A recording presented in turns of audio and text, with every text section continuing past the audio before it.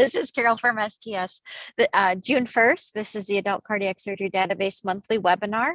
Here's Hank. He went for his he graduated from his puppy shots on Friday. He is doing good, and he had his first day at the dog park yesterday and made friends and wasn't scared or anything. He was such a good boy.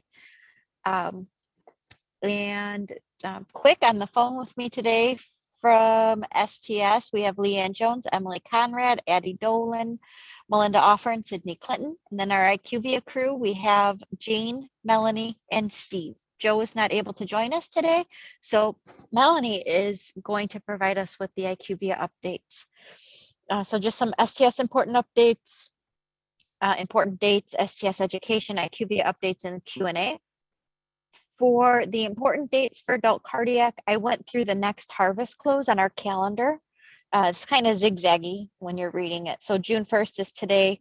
That's our monthly webinar. And then opt-out ends for Harvest 2. Harvest 2 closed on Friday, and our opt-out is ending today. So if for some reason you're not confident that you got all the data in, or didn't have time to clean it up, or you weren't able to finish your data collection, please make sure you opt out so you don't get included with erroneous data in the warehouse for analysis. We have a new data manager webinar on June 9th. I think we're holding these yearly now. If you are a new data manager or somebody, or if you just want a refresher or just to join, just to listen in, the new data manager webinar is a great place to do that. Melinda will be presenting and providing all types of introductions to the database, tips and tricks, and great place to have an overview and just review the resource documentation. So feel free to join. You don't have to be a new data manager to join. We'd love, everybody's welcome. We'd love to have you if you're available and just want to come on to that webinar on June 9th at 2 p.m. Central Time. Adult user group call is June 15th at 2 p.m. Central. And then we're skipping the monthly webinar for July is supposed to be the week of July 4th. I canceled that webinar. I'll be out of the office hanging out with Hank somewhere, hopefully by a pool. I don't know where. I'll have to find one. I'll make some friends on Facebook who have pools that will allow my dog in, or we'll just be at home. Anyway, the webinar for that, the monthly webinar for July is canceled. And so our user group call for July will be on the 20th, which is Leanne's birthday at 2 p.m. Central. August 3rd, and I should put Leanne's birthday on here. August 3rd is our monthly webinar in August, and then user group call is August 17th, and Harvest 3 will close on August 26th. That will be OR dates through June 30th, 2022, and it will be a star rating period. Make sure you get continue to submit your cases as we go on. Even though we just ended a harvest, just continue submitting your cases for this next harvest period so you don't have a whole lot to clean up. I can tell you that it seems that more people for Harvest 2 submitted data early on and were cleaned up early on. We did not have issues like we had in the past with Harvest, where everybody was submitting within the last 2 weeks of Harvest close, and it went smoothly. We did not have any issues with uploaders getting traffic jammed up.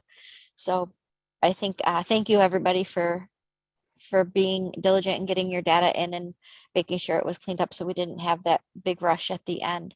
And also I know Melinda was getting clinical questions, last minute clinical question sites for trying to clean up some cases, but I did not have, and I know IQVIA did not have the large number of emails or calls that we had in the past harvest. So during that last week, it's usually kind of crazy. So I think everybody did a good job at getting their data in, and hopefully we provided the support that you needed early on to make that happen. Harvest close dates, again, I'm just posting this. I just crossed off Harvest 1 because we completed that. Harvest 2 is where we're at now, and then Harvest 3, August 26th. STS updates, Harvest 2 closed on Friday. June training manual was posted. The audit notification letters were sent earlier this week. When we had our call with our audit company, there's an audit questionnaire, and I think we sent notification to around 100 sites. Over a third of those sites had already returned their audit questionnaire. So thank you to all of you who already responded. It was quick response time. If you did receive audit notification level letters, they went out to the primary data contact and the surgeon. That's listed on your site as the primary surgeon contact, your surgeon representative. The notification letter was sent to those two individuals. If you did receive that, or your primary data manager at your site received it, please be sure to get that questionnaire in as soon as possible so we can finish up getting sites set up to begin the audit process. The notifications, I see your question, Pamela. If everybody could please make sure you submit your questions into the Q&A, I'll be sure to answer them over there. But the notifications were sent by email to both the primary data contact and the surgeon representative. AQ abstraction submission will open next week. We don't have an exact date yet, but it will be coming. Notification when that is open will be sent. And then following the opening for abstraction submission will be the registration, and that's coming soon. If you go to, and I want to show you something after Melanie provides her update for IQVIA. So I'm going to hand it over to Melanie. Thank you. All yours, Melanie. Thank you, Carol, and good afternoon, everyone. Let's go ahead and go to the next slide. All right, a couple of updates. We do have a release that is occurring this weekend on June 4th.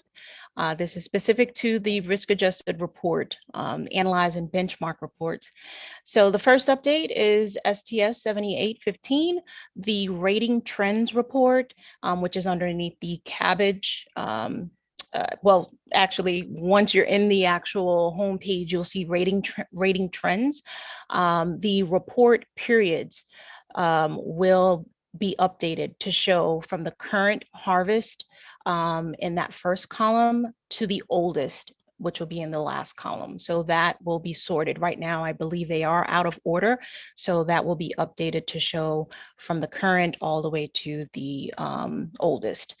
The next item is related to the preoperative beta blocker within 24 hours, which is STS 8072. This item was actually reopened where the calculation had to be updated for the among eligible cases.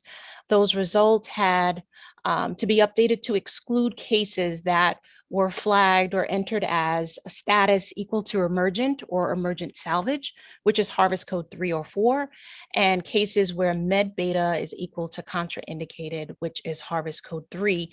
We needed to make sure that the calculation was updated to remove those from the denominator. So that will be updated this weekend. Next slide. And then we have STS 8058, the missing results for blood products. And this is underneath the benchmark reports within the, I'm trying to think, the operative section. I believe the blood products used, there is a missing results line that has been corrected to not flag patients who answered yes to refused intra-op blood as missing. So that will also be corrected this weekend. And then we have STS 8380, where on, again, in the benchmark sections under the demographics report, underneath the STS aggregate, the total number of cases was not displaying, it was showing a dash, where it should show, of course, the total number of cases for the STS. So that also will be corrected in that release. And I believe that's it for the updates. Let's just double check. I know we do have some updates related to the known issues and updates list. So for the month of June, so that will be updated and the new list will be posted on Monday, June 6th. Wonderful. Thank you, Melanie. You're welcome. And I think we have one, the regular, in regards to tickets that are submitted, which are currently under review. The support team will follow up on any resolution or any target releases and provide that confirmation. And of course, we are currently reviewing items that have been submitted and determining when those items will go out in a release. And of course, we will post notifications once releases go out. And if we have specific items that will be targeted, we will post that in the notification section. And that's it. All right, thank you. Thank you. All right, I'm going to go over, now it's my turn again, for education for June. The first thing I wanted to show though was on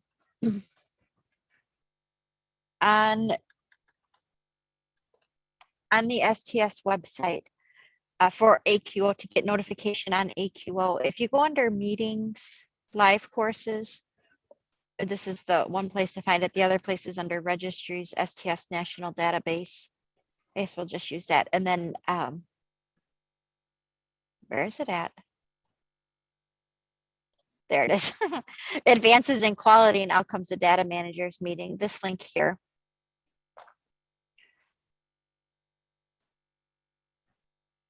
Oh, I don't see. That one goes to the 2021 meeting. Oh, okay. Let's go. So Okay, if you go to ignore that. live courses, it goes to the one Yeah, that'll be for ignore that I just do 2022. that. Let's redo this part. Okay, so we're going to go to sts.org, meetings, live courses, and then scroll down just a little bit, and it's the 2022 Advances in Quality and Outcomes.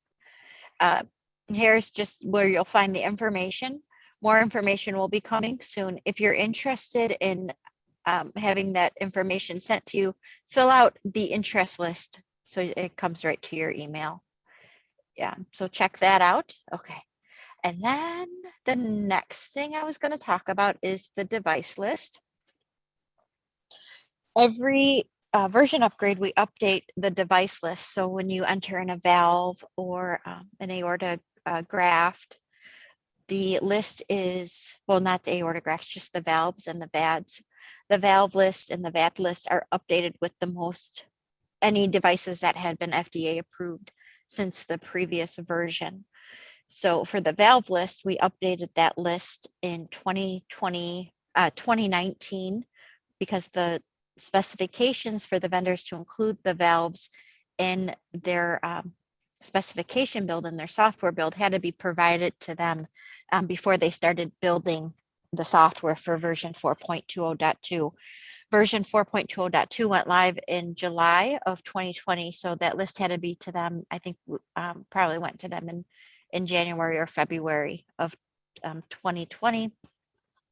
Any devices that were FDA approved after the time we sent the specifications to the vendors were not included in the software, and you can't choose them from the drop-down list. We ask you to choose FDA other approved for the devices that are FDA approved, or FDA other non-approved device for devices that are not FDA approved. Since the version upgrade, we've had quite a few devices get approved that are not being able, we're not able to specifically collect them. And when except for the Edwards PhysioFlex ring, the second one, the 5300 Edwards PhysioFlex annuloplasty ring for the mitral. We added that as a temporary field in the mitral valve device section, where you have to you select yes if that was what was implanted in the patient. So to help collect this data, so you have a place to specify what was inserted, since we have quite a few devices here, we came up with a solution to use a REDCap form. This will not be in place until, I asked if we could start this in July, just because the June training manual has already gone out. I want to do education today and make sure we get questions answered, and then just make sure that we communicate this to everybody, so all are aware of what we're doing, not just the 400 that are on the webinar today with us, which is a great turnout. So thanks for joining. So when you select, nothing will change in your vendor software. What we ask is that if you select FDA other approved device, you go to this link that will be posted in the training manual. We'll post it on the STS website under additional resources for version 4.20.2, and we'll send an email out. And if you're still not able to find it, you could always reach out to Melinda or myself, and we'll send you the link to enter in this information so we can connect it on the back end to get the data on these devices. And I'll show you what this red cap form looks like. Hold on one second. It's kind of still in the process of being built. Uh-oh, I just have to find my, one second. It's still in the process of being built, but essentially this link will be provided in the training manual. We'll send out notification and make sure it's available for all. It will ask you your participant ID, your patient ID, the record ID, the surgery date. So I'll just give you some, just a quick glimpse at this, and some things might be changing, but I think this is pretty okay to go so far. So I just put in that information. I'm going to select the device anatomical location. We'll just say aortic valve, and then the device names pop up that are specific for the aortic valve. If a valve that was FDA approved for a different anatomical location is being used in the aortic valve position, you would choose other and then enter in that information. There are devices that are used both in mitral and tricuspid. So you'll see that they're on both lists. Let's see if I can find one here for you. I think it's this one of the Simuplus bands or rings are used in the mitral or tricuspid position. So you'll see them on both lists.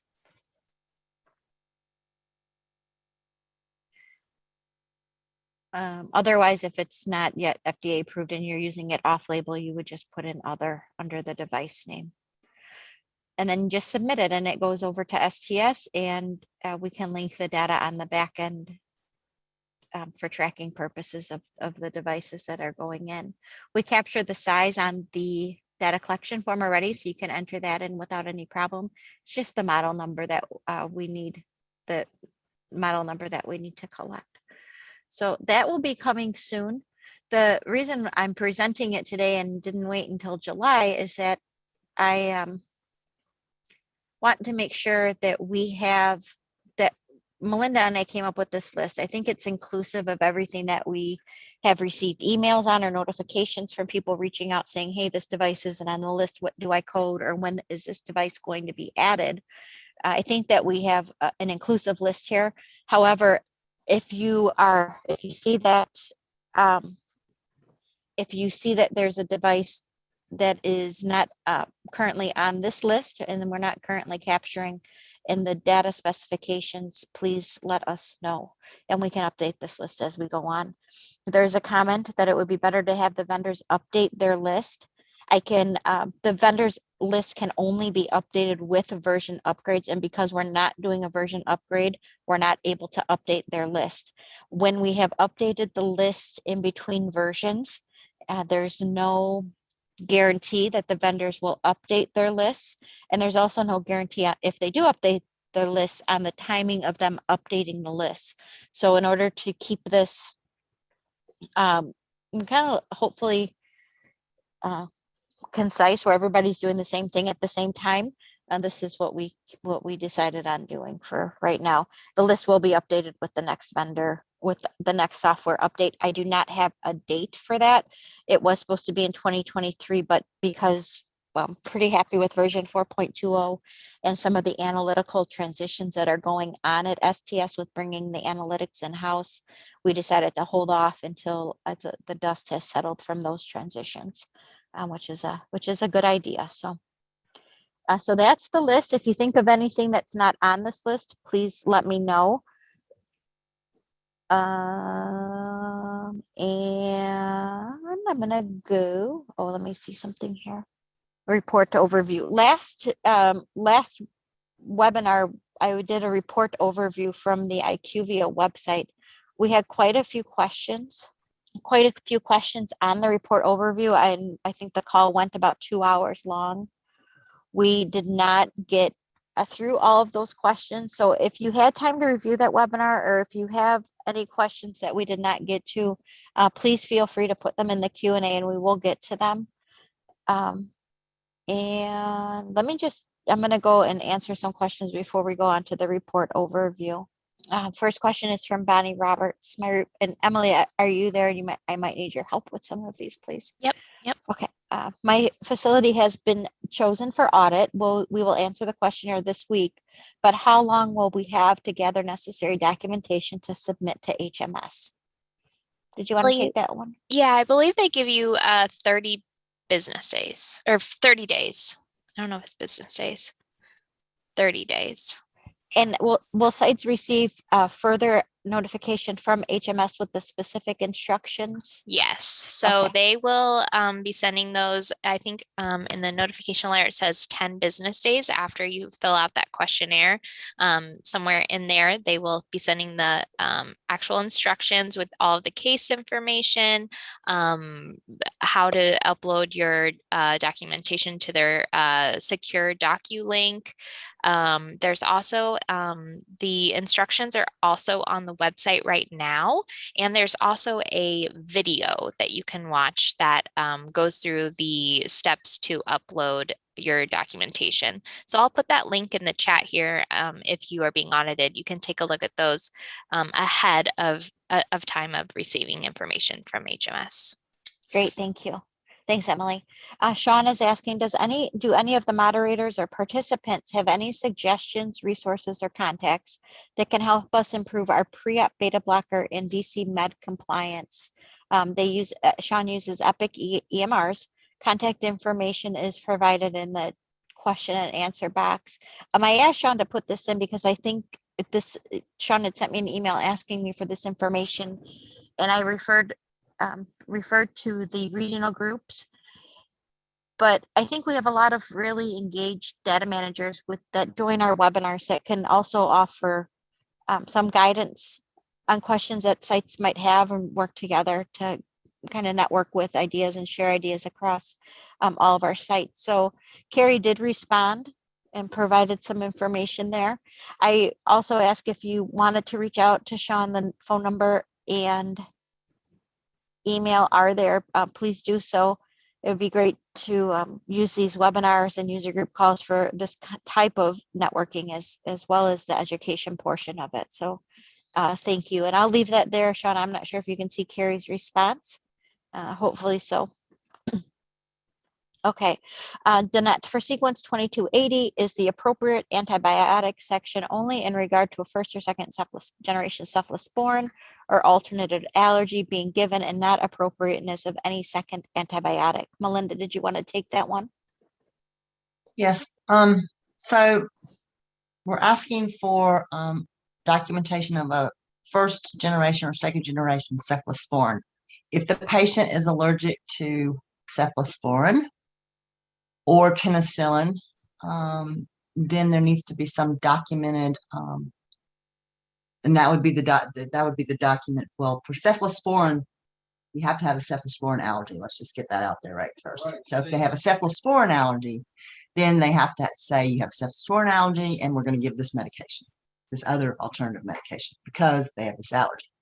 If you have a penicillin allergy, which is not the same as a cephalosporin allergy, because a lot of studies have shown that people who are allergic to cephalosporins aren't necessarily allergic to penicillin. So if it's a penicillin allergy, then you have to have some sort of alternative antibiotic that has been selected.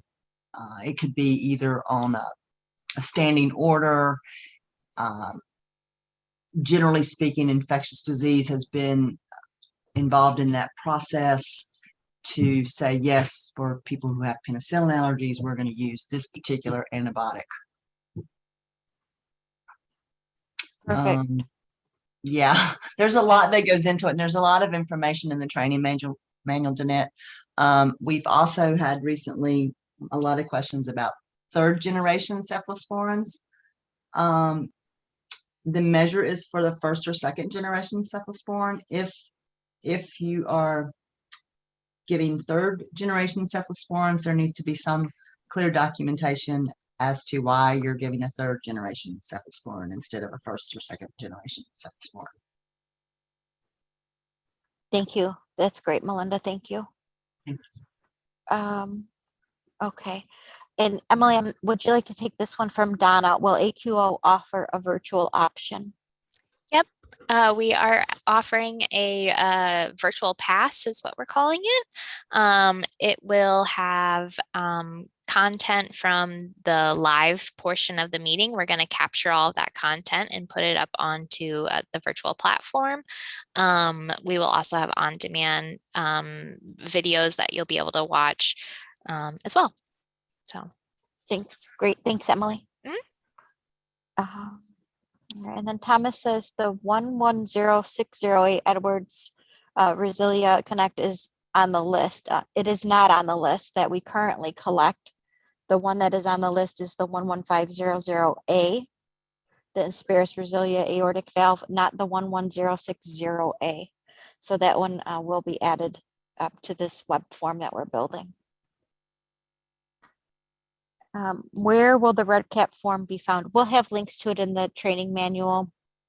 We can also send it to the vendors and see if they would be able to add it to their vendor software. We can't require them to do anything outside of them already being certified for version 4.20, but we can ask them, and if they choose to do that, that would be a benefit to their customers. So we'll work with them, and then we'll also post it.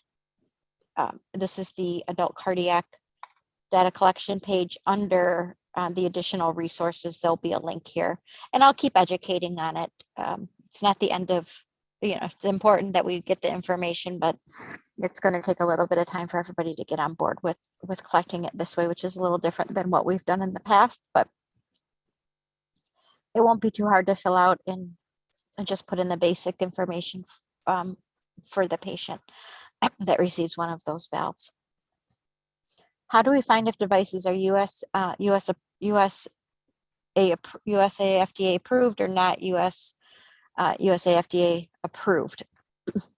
I usually Google the device, or I look on the manufacturer's website. It usually tells you when that device was FDA approved. For example, for the Resilia, I just Google FDA approval, and it will tell you the date that things were approved. This one was approved in February 2017, but they had another model that was approved following that did not make the list. So, and that's usually how I do it when I look at things. And then FDA has a list of devices that are approved. It's a little bit more tricky to sort through that list, but it can be done. And the valve companies also can provide information to you if you need to find out. If there is a device that is not FDA approved, I usually there's a clinical registry, a clinical trials website that is part of, I'll show you, hold on. Let's see if I can easily forget the name of it, clinicaltrials.gov. It's this website, and sometimes I would have to search on here to for the specific device. You can do conditions or disease, heart disease, and you could put in the valve name. When you do this, you can see current and past studies, and it'll tell you where the device stands with FDA approval.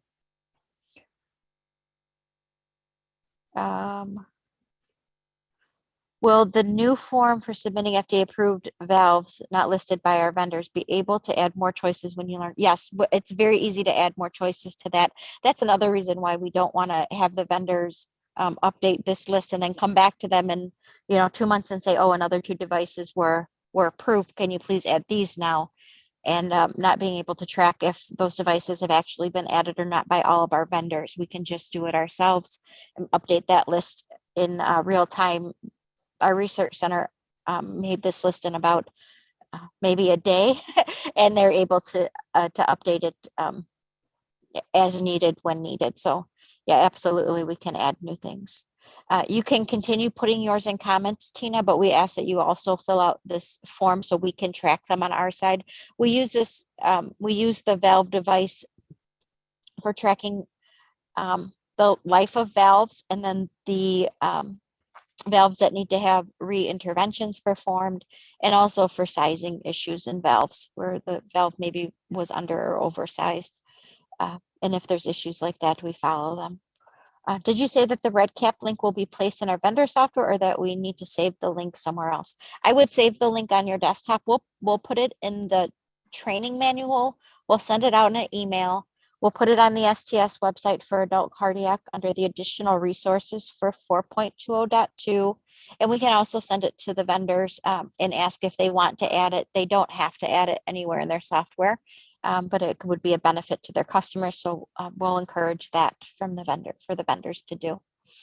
But I would just save it to my desktop. If I come across a valve if I come across the Connect and I want to add that in, for that specific patient, it'd be easy just to have that link right on my desktop, click it and enter in the information. It literally takes about 30 seconds to enter that in if you have two screens open with your vendor's software and the red cap link to do that. So that's what I would recommend. Please recap how to access the page for the FDA approved valve list. So it's to enter a valve. So we have a list of valves that are in the database already for when you enter a device type for, say you're doing an aortic valve intervention. This whole list, this is the composite graphs. Hold on one second. This whole list of devices will come up, right? This is the explant. Hold on. Implant.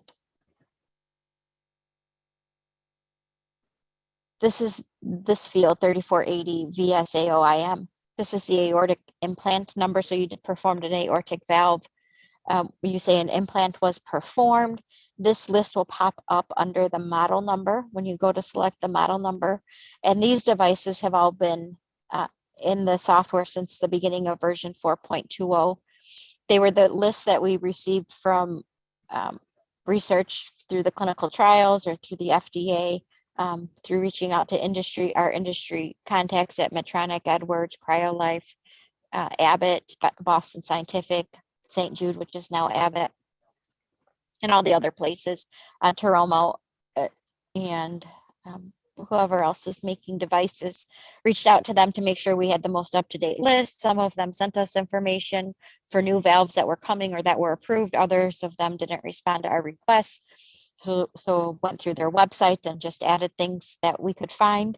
Of course, some of the valves that were on the cusp of being FDA approved, not quite there yet, did not get added in because they were not on any lists anywhere. They may have been in some type of approval study with the FDA at that time. Now those devices have been FDA approved. They're not on the list, so we're not able to capture them without coding the other FDA approved device and then just entering in the size. We don't get any other information currently.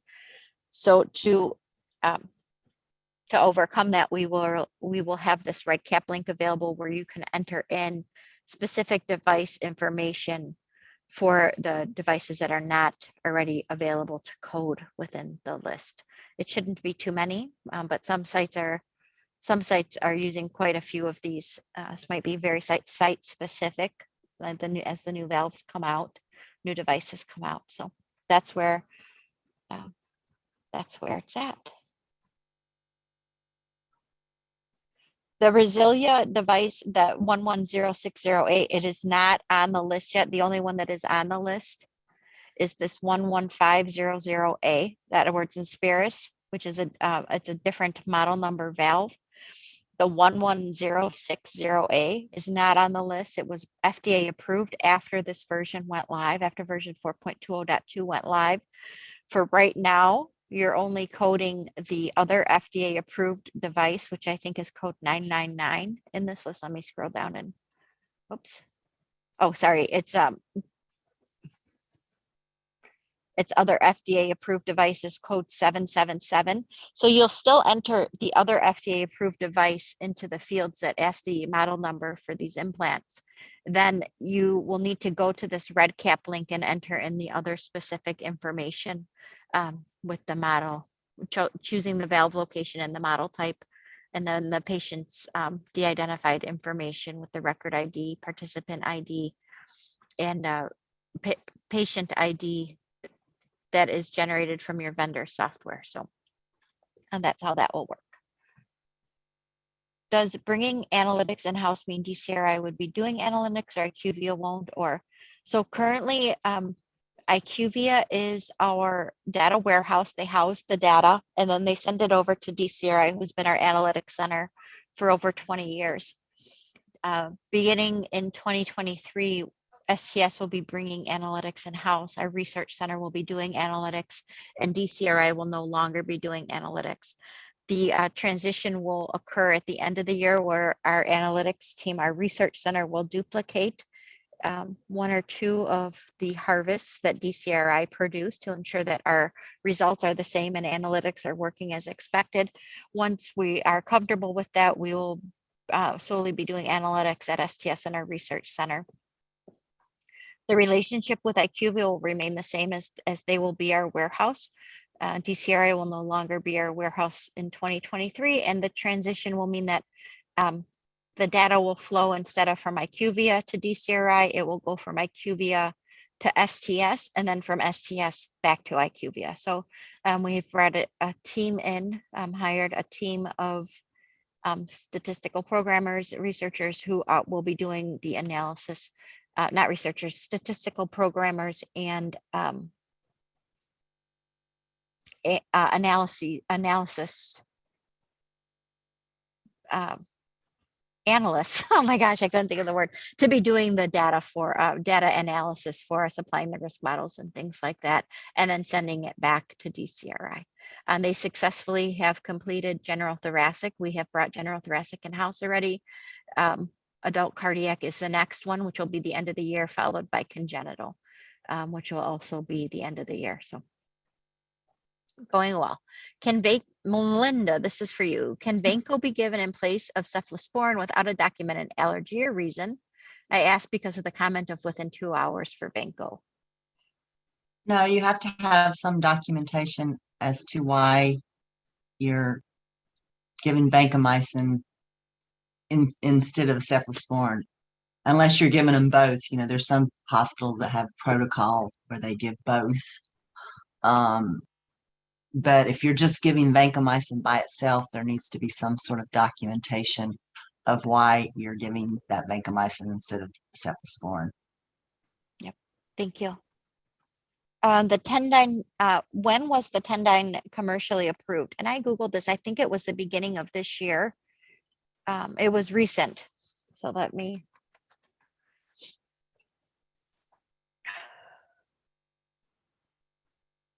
Or it was the beginning of this year or the beginning of last year. Hold on. And all I do is just, I use Google quite a bit. It was June of 2021. And I would, if it's not on the TVT registry list, could you please send me an email and I'll put you in contact? I'm surprised that it wouldn't be on there. I know that version 3 for the TVT registry for the TAVR component went live. I thought the end of 2020 or beginning of 2021. So I'm not surprised that that device is not on there, but I can send that over to my colleagues at ACC and ask them what the plan is for adding that or how it's supposed to be captured. I actually think they're adding it. I thought I saw a notification from NCVR about that, but I can't swear by it, but I think I did see that on the website. Yeah, I don't get their notifications, so very likely that it's being added. They're pretty on top of it over there. So Hey, Carol, it's Yeah. Melanie. The item from Sheila, the comment, I think she just wants to give a heads up on the discussion that she had when she did an upload. I believe it was the last day of harvest and she did an upload and it was in the evening around 10:30. And that file was large, but the file did not finish processing by the time the harvest had closed. It continued. So it Oh. exceeded the time. So she just wants to give a heads up to everyone to basically know that if the file is still processing, that only the information that's in the database at the time of the snapshot, which is 11:59. That's why we always stress you have to make sure that you get your uploads done as soon as possible, early, that anything that is continuing to process after that, it will not be included in the harvest. So she That's a just great wanted to call share out. that. Yeah, the great call out. So thanks, Yeah. Sheila, for bringing that up. Yeah, and thanks for letting us know too. Get your data in early and often. Sorry that that happened to you. That's hopefully everything else was in the warehouse already. And then are we to add the FDA approved devices for investigation? Could you send me an example of what devices you're talking about, or if you could have send me some website information on those devices? Happy to check into that.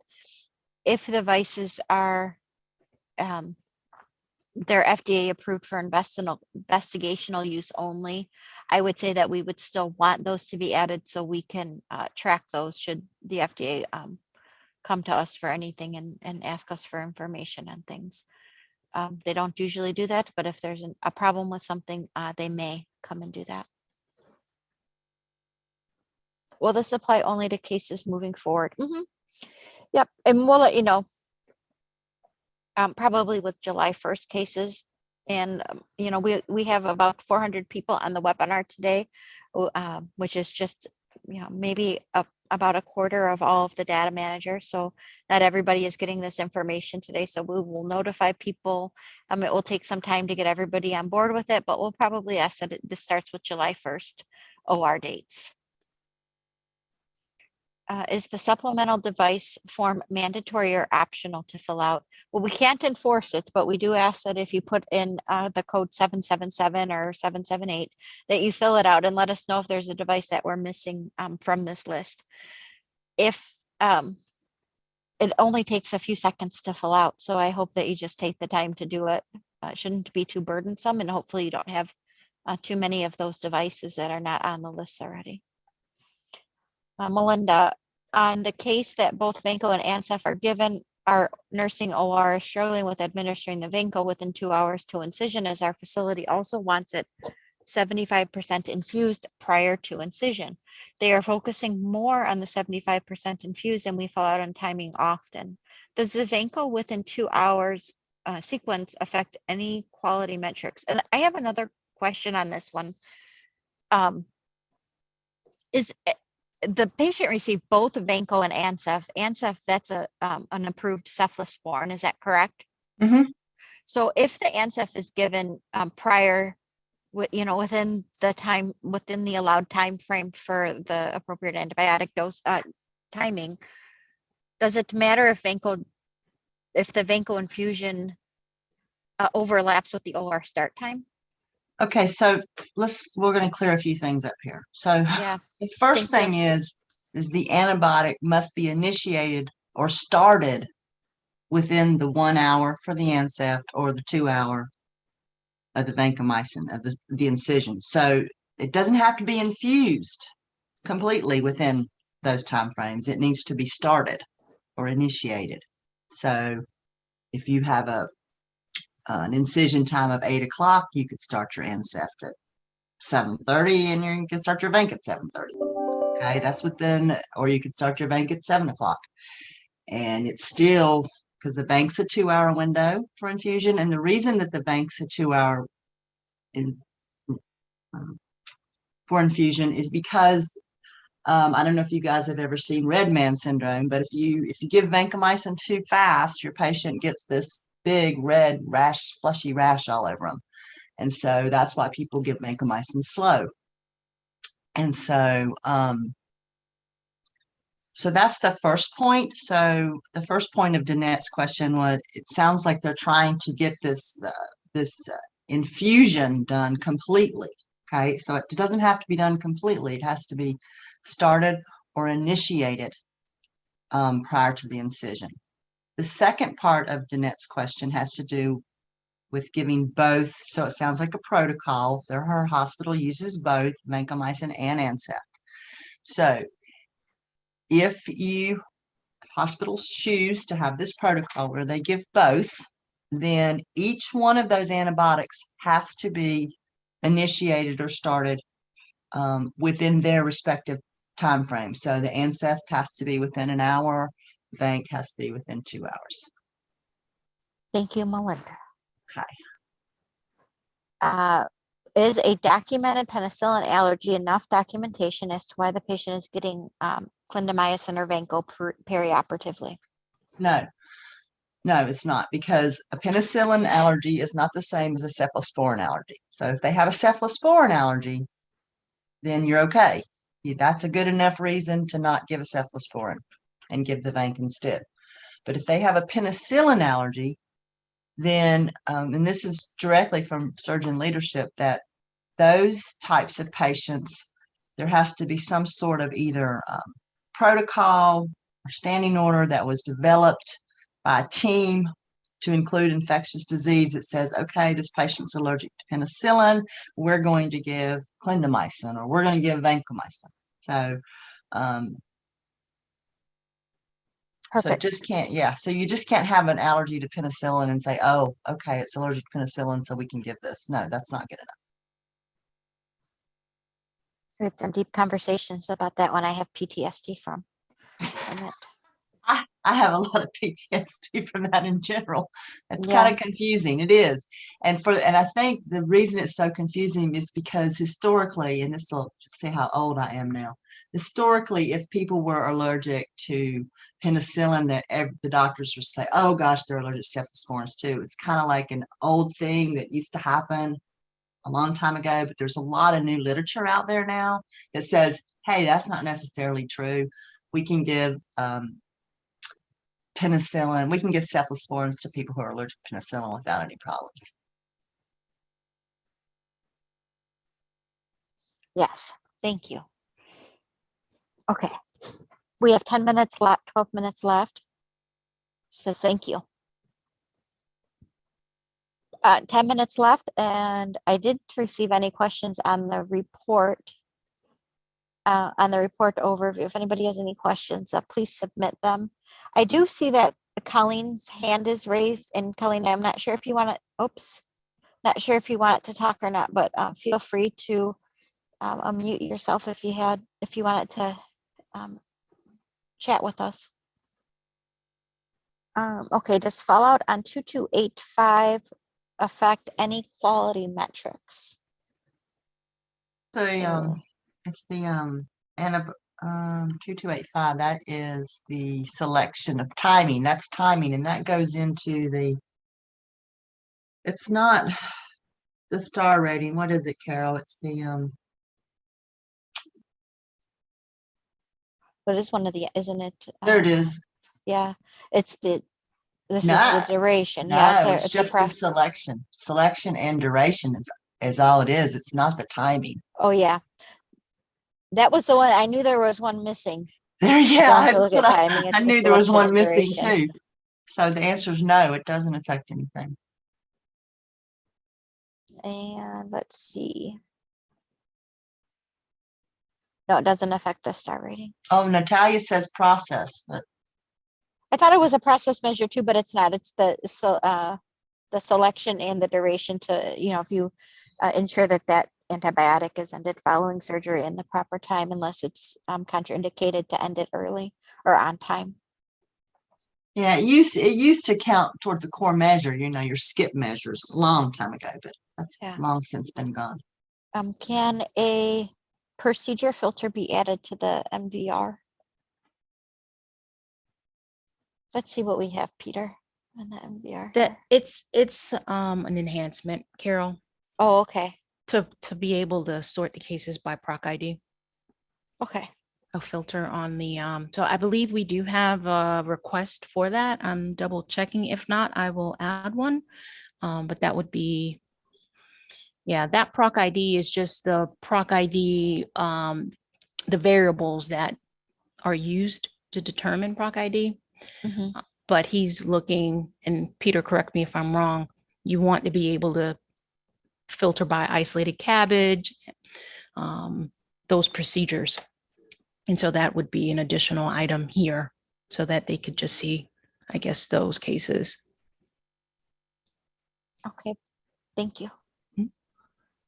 Rhonda's asking Melinda, the surgeon lists reasons for Vanco as penicillin allergy with one of the following: high risk, hospitalized within the last year, and continuous input greater than 24 hours. Are these combinations an acceptable reason? I think I'd like to see how those were documented and if they're in standing orders and was infectious disease involved. And so you probably just need to send that in the FAQ mailbox, Rhonda, with some more additional information to see what your protocol looks like and things like that.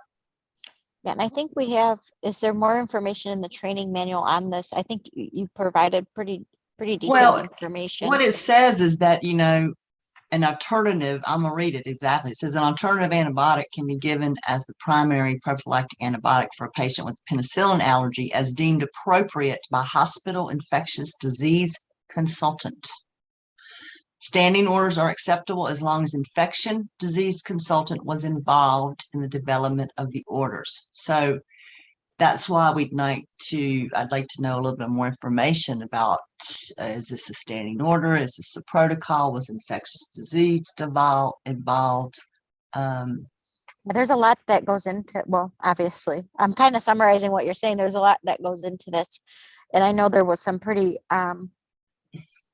deep discussions with surgeon leadership and a lot of investigation on Melinda's part to help update this to be as relevant and timely as possible. Yeah, So I would this- say read the training manual, and if you can't figure it out, send a FAQ in. and this one, the one she's asking is a tricky one because I see it a lot. But the key is, do you have a protocol? Was infectious disease involved in the development of that protocol or those orders? That's the real key there, whether it's acceptable or not, Mhm. because it's a And then penicillin allergy. Rhonda says they have a list of prophylaxis reason list. They have a list of prophylaxis that they check with 10 reasons that was in collaboration with infectious disease. Well, Rhonda, if like I said, if infectious disease has been involved with the process and you have a protocol, then if you have documentation to use the vanc instead of the penicillin, then that's appropriate per the training manual and surgeon leadership. Thank you. And Leslie has a question on the report, and Melanie is answering that in the Q&A section. So it looks like we're just about done here. I'll let Melanie finish answering Leslie's question. If you have any other questions, please let me know. Our next webinar is June 15th, the user group call. I'm not sure that we have education planned. It'll be just open Q&A for questions. So if you have them, bring them. We will have, call on July 20th. We might come up with some education for June 15th. We'll see what comes in. Yeah, I was going to say, if you have a suggestion, we're always open to suggestions too. I don't think I don't think we're going to have, we won't have any new reports available or anything. We'll have the updates that come up in the IQVIA platform on the release for July 4th, which is this weekend, which is the rating trends are going to be updated. So they're in order, in some type of order. The preoperative beta blockers within 24 hours among eligible cases has been resolved to exclude the correct exclusions. And this is within, sorry, because someone did ask and I Yeah. wanted to clarify, within isolated cabbage. It is, and it does not affect Right. not affect the star ratings. It was in the benchmarked reports, I believe, correct? Correct. Okay. And then the missing results for blood products was used in the intraoperative section, and it might even be was this also part of the postoperative reporting of blood products used, or just the intraoperative one? I think that's just an intraoperative issue. Okay. Oh yeah, that's where we added in the patient refused, I think. Mm-hmm. And And then the total number of cases for the STS aggregate under the demographics in the benchmarked reports would be updated. All of these are coming on June 4th, so we can talk about those. Oh, I see more questions came in. Let's go through those and then we can end it. We do not know the cost of the virtual AQO at this time. We're still finalizing everything, and more information will be presented when we have it all together and finalized. Oh, great, Hannah. I'm glad you're preparing for the audit. She says she missed most of the webinar trying to prepare for the audit. Well, feel free to watch it. It will be posted in the next few coming days here. Will STS do MIPS for 2022? No, we are not doing MIPS for 2022.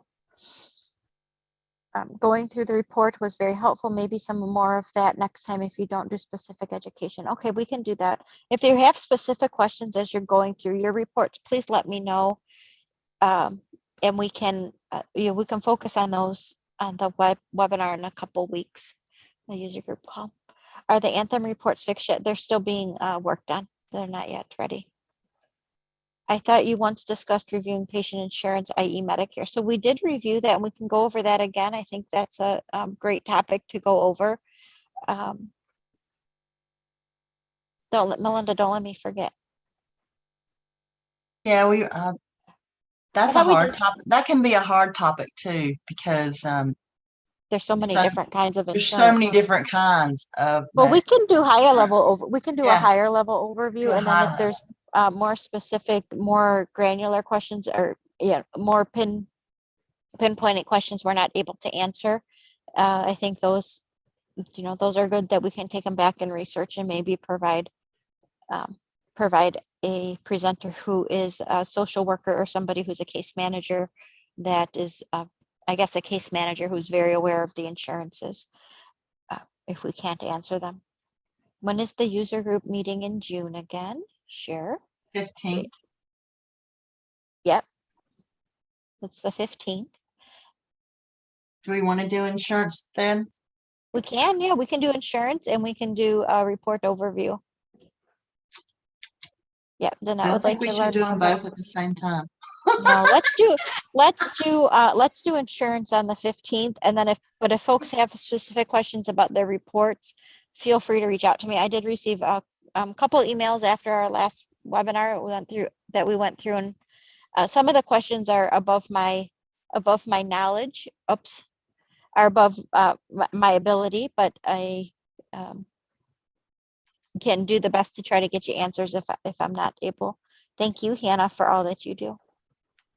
Any update on the STS surgeon group reviewing and discussing the calculations of new onset AFib and other post-op comps with the denominator of all cases versus only those with the post-op complication?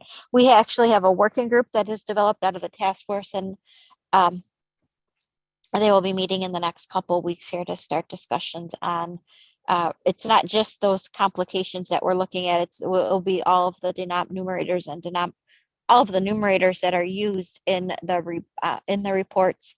There's somewhere it doesn't make sense just to use the parent field, or might not make sense not to use the parent field for the denominator. So they're going to review all of those and make sure we're reporting them either the way that makes the most sense to the majority of the surgeons on the call, or both ways if we're able to do that. So more information to come on that. Our facility was chosen for the audit. Do you know if we will be able to send a comment to the auditor about the complex cases? Emily's answering that question. Yeah, I was just gonna say that the auditors will provide their contact information when they send the instructions, and I believe you can contact them anytime that you would like about any questions or clarifications or anything like that. And then there will also be an opportunity to see an interim mismatch report in the middle of the audit. So prior to the report being sent to STS, you'll be able to see what your report looks like, and if there's any clarifications that need to be made, you can provide that at that time. Thank you, Emily. Blue Cross Blue Shield Federal should be coded as commercial. Is that correct? I believe Yes. so. Yeah, I believe so. I think it's in the. Yes. Okay, thank you. Thanks, Melinda. I have to calculate my own data regarding the AFib events. Yeah, for all the post-op events outside of I think it's the external wound infections. The numerator, if you're looking at overall complication for all of your patients, the denominator that you use would be the total case count, and it's at the top of the post-op complications page. So it's there. It's broken down. When you get further into it, it uses the parent fields as the denominator. Were STS thoracic notifications? Oh, Emily got that one. Okay, and then Sue saying any update on idea for an IQVIA? I wonder if STS IQVIA could create. IQVIA reports FAQs monthly and even a cheat sheet, manual definitions, explanations, and descriptions of what is in a certain report or line or numerator denominator. But I think we sent this in. We haven't discussed it yet on our elaboration calls. I think, did you send it to me last week or the end of the week before? I think, Sue, and I sent it over to them. I think it's important. I think it's good. There's already a lot of information that is available both when you go on this page. There's a very good overview of what's included in each report. I think this kind of gets skipped because we just click on the big blue links and move on. And then there's also education on the STS education page. Pull that up for real quick here. And Carol, the support team, they did send over, I believe, this request. It came Okay. in from, I believe it did come in from Sue to my group. So we did start discussing a couple of things, but of course we would need to discuss during elaboration in regards to, go forward educational material. Well, yeah, and I thanks, Melanie. And I think it's important to see what we already have available, so we don't recreate something that's already there. Because there is quite a bit of instructions already available, that these videos and things like that. So we will review it with IQVIA and see what we can come up with. I think it's a great idea. So I just don't want to do rework, and I don't want to. I want to find the balance between work and what would be helpful for sites. So I think it's a great idea. I appreciate it. Thank you. And okay, I guess that's it. And we're at time. So thank you everybody for joining. Hope you have a great rest of the day and a nice week ahead. Take care and talk to y'all soon. Thank you. Bye. Hi. Bye. Thanks, Carol. Thank you, Melinda.